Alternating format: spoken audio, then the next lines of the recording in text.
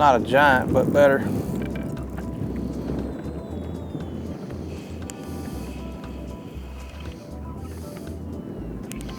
He's not little either.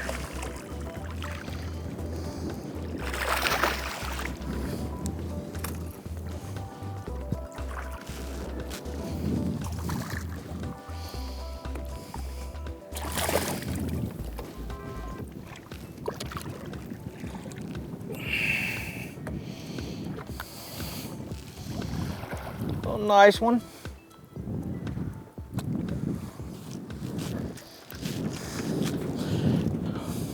Fat and healthy they are, man. That's a beautiful fish. Strike King Rage Swimmer. Little 3/8 ounce football jig head.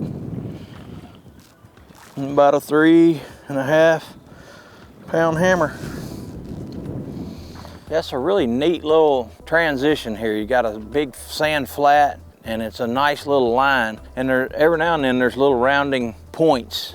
You know, it just proves the point of these little subtle things that are on these flats, whether it be a little kick out, again, a point, a dark spot, a hard patch of rocks on top of one little area.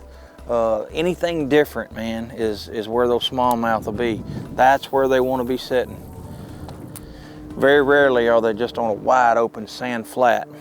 You know, where we saw those was right on a little rounding point. And we just happen to be sitting on one of those type areas right now and get bit after fishing a long stretch of nothing. Yeah, swim baits is just something that I really like to throw, man.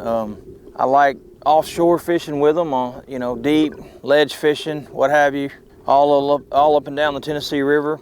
I like fishing for them for these smallmouth near these flats as well. You can just cover a lot of water with it. We're throwing a little football jig head on here right now. That really works well up north when imitating a goby. Gives it a little fatter presentation, but ball heads work. Don't get too caught up into the different head designs. Our squadron head is really good for shad style swim baits, but it's the little paddle tail swim baits, man. It's just a fish catcher. Up here up north, you can cover lots of, I can fan cast this thing around. Now if I found an area where I caught 3 or 4 in one area, I'd pick up a tube, Ned rig, something like that. But this swim bait just works so well for covering water, finding those little pods of them, and that's exactly what we've done. We're just going down this little contour again and I can't fish anything as efficient as I can a swim bait. Get 'em. Nice.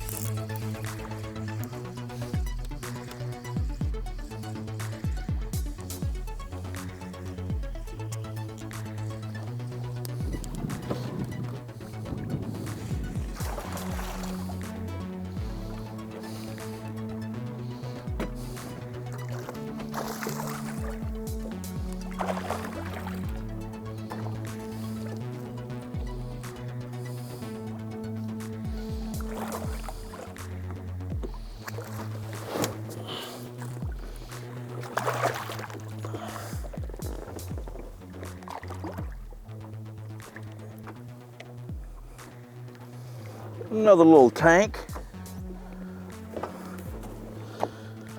Have like a 3-pound frame and they weigh about 4 pounds.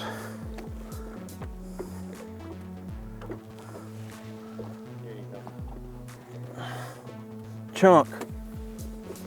Rage Swimmer, 3/8 ounce Strike King football jig head. This is the new Lew's Pro TI. It's got, let me let this guy go and I'll tell you a little bit about this rod because I'm really liking it. You know, I throw a 6/8, 6/9 rod a whole lot spinning. Sometimes when you get up here in this wide open country though, like fishing for these smallmouth on the Great Lakes, 6'10", 7 foot, probably a little better, giving you more distance on your cast. I'm trying to bomb this little swim bait. Use the length of your rod or determine that based on the length of your cast. How far do you want to bomb them? You know, if you're fishing, I just had a bite. We got him that time.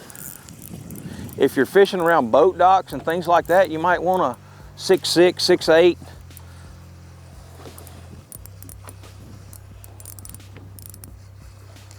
not a bad little fish. Nice one.